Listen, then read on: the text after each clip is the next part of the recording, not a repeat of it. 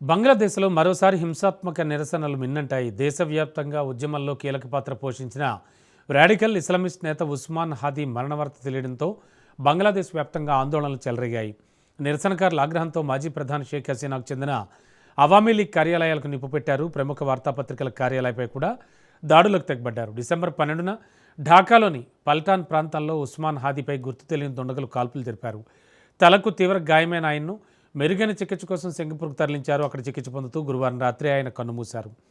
ఈ వార్త తెలియగానే వేలలోని షాబాగ్ కూడలికి చేరుకుని భారీ నిరసన చేపట్టారు.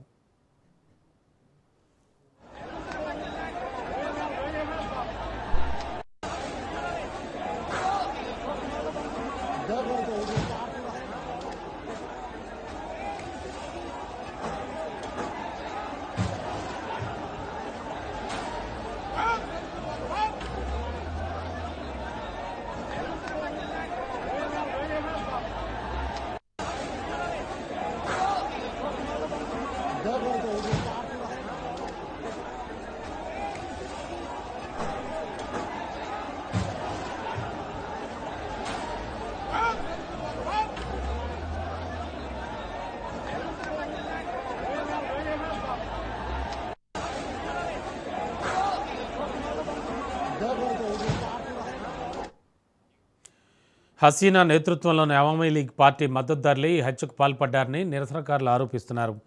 రాజ్షాహీ నగరంలో ఆగ్రహించిన ఆందోళనకారులు అవామీ లీగ్ ప్రాంతీయ కార్యాలయాన్ని బుల్డోజర్లతో కూల్చివేసి నిప్పుపెట్టారు. అలాగే షేక్ ముజిబుర్ రెహమాన్ నివాసాన్ని కూడా ధ్వంసం చేశారు. దేశంలోని పలు ప్రాంతాల్లో అవామీ లీగ్ నాయకులపై దాడులు జరిగాయి. కేవలం రాజకీయ పార్టీలే కాకుండా దేశంలోని అతిపెద్ద పత్రికలైన ప్రథమలో అలాగే డైలీ స్టార్ కార్యాలయాలపై కూడా దాడులు జరిగాయి. ఈ పత్రికలు చైనా, భారత్ అనుకూల ధోరణితో వ్యవహరిస్తున్నాయని ఆరోపిస్తూ నిరసనకారులు ఢాకాలోని వాటి కార్యాలయాలను ధ్వంసం చేసి నిప్పుపెట్టారు. భవనం లోపల జర్నలిస్టులు చిక్కుకుపోవడంతో తీవ్ర ఉత్కంఠ నెలకొంది. అగ్నిమాపక సిబ్బంది రంగంలోకి దిగి దాదాపు 25 మంది జర్నలిస్టులను రక్షించారు.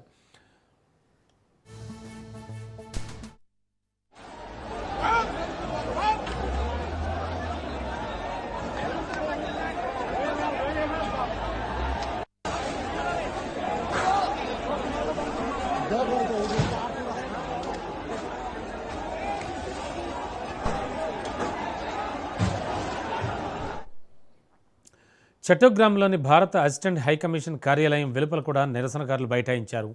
ఉస్మాన్ హాదీ హత్య వెనుక విదేశీ శక్తుల హస్తం ఉందంటూ భారత్కు వ్యతిరేకంగా నినాదాలు చేశారు. పరిస్థితి విషమించడంతో పోలీసులు బాష్పవాయువు ప్రయోగించి ఆందోళనకారులను చెల్లాచెదరు చేశారు.